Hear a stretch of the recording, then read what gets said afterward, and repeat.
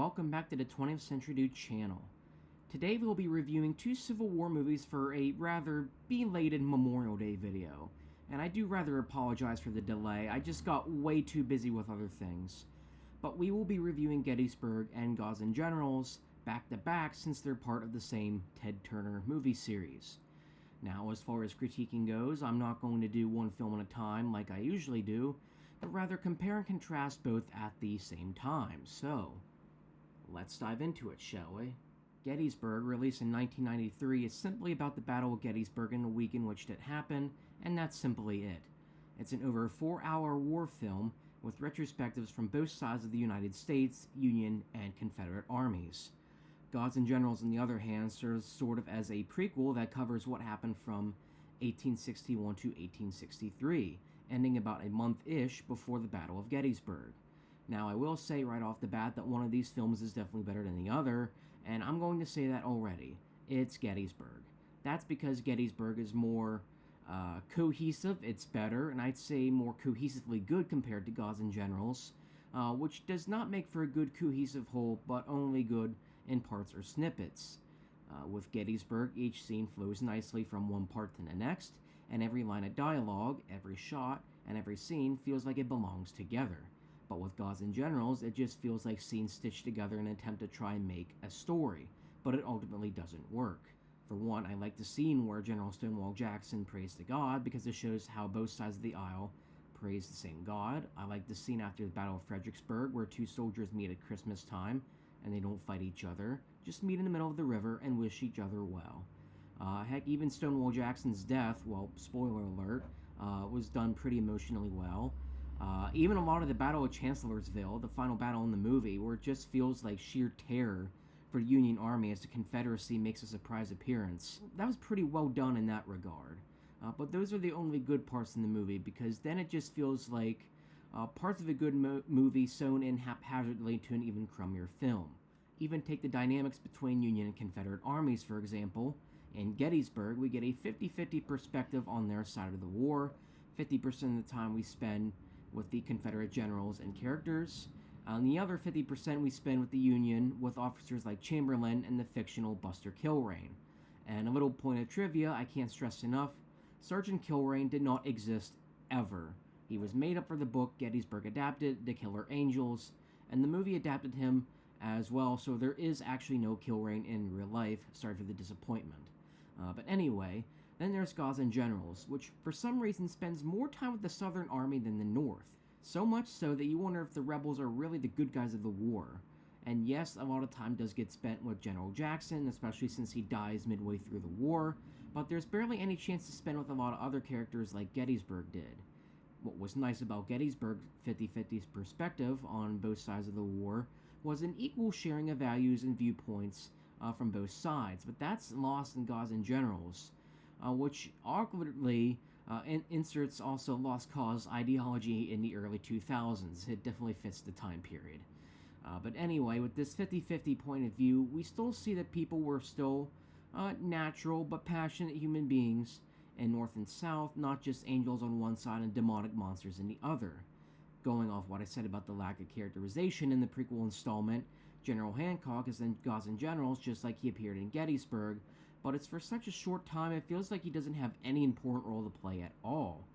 Buster Kilrain even reappears in Gods and Generals, but does not carry any weight or story significance like he did in Gettysburg. Heck, even General Lee gets the shaft a lot of the time. In Gettysburg, Lee, played by Martin Sheen, is a central character who gets a lot of screen time, heartfelt scenes that bring out where this man was personally during this time in history, and ultimately means something in the film. In Gods and Generals, Lee doesn't really feel like a character at all, merely a placeholder to put in scenes every once in a while because the movie needs him sometimes. No offense to the late great Robert Duvall, but he probably was not given a lot of great direction with this entry. His character feels hollow and missing of anything heartfelt and does not carry any story weight like Sheen's Robert E. Lee did in Gettysburg.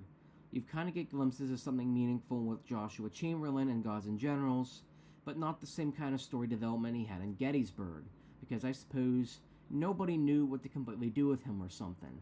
Jeff Daniels also looks completely older than when he filmed Gettysburg, so no efforts were made to try and make him look younger, I suppose.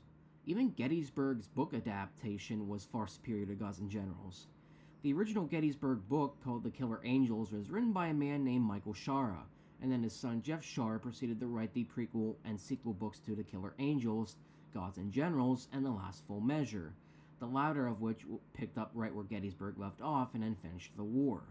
Gods and Generals made for a pretty fantastic read, and if the producers in the movie adapted it verbatim for the movie, it would have been great enough to rival even Gettysburg.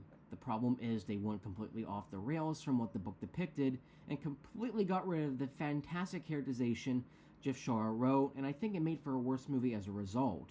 Whereas Gettysburg faithfully recreated each chapter from The Killer Angels beat for beat, so much so that reading the book is basically like watching the movie but on paper, Gods and Generals almost completely deviates from its original book. There are great moments with General Lee, Hancock, Jackson, and Colonel Chamberlain that never make it into the final movie, and that's just such a horrible detriment. Another strength Gettysburg had over Gods and Generals was perhaps the soundtrack. Granted, Gods and Generals had a good soundtrack as well. The opening soundtrack played over the flags was beautifully done, and the haunting chorus played during the Chancellorsville assault was pretty fantastic, but as a whole, Gettysburg's soundtrack was better. But if there is one positive I will give Gods and Generals over Gettysburg, it's probably production value. Gettysburg originally was made to be a short TV miniseries.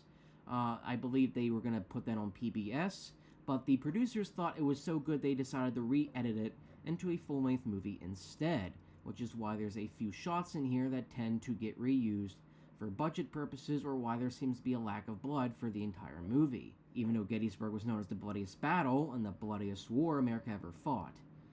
It also explains why some of the hair and makeup didn't quite stick the landing sometimes. I believe Longstreet's beard specifically even got nominated for worst hair and makeup for that movie. Ouch. So Gods and Generals from a production standpoint probably has a better look to it, but that doesn't make up for poor characterization and a lack of better story.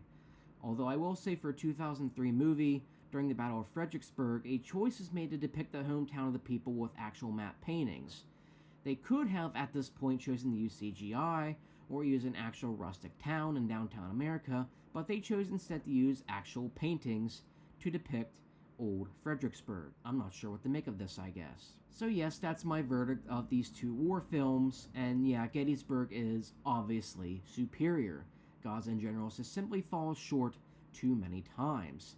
The film also did so poorly at the box office and got such horrible reviews that any attempts to adapt The Last Full Measure into a movie and finish out the trilogy were ultimately scrapped.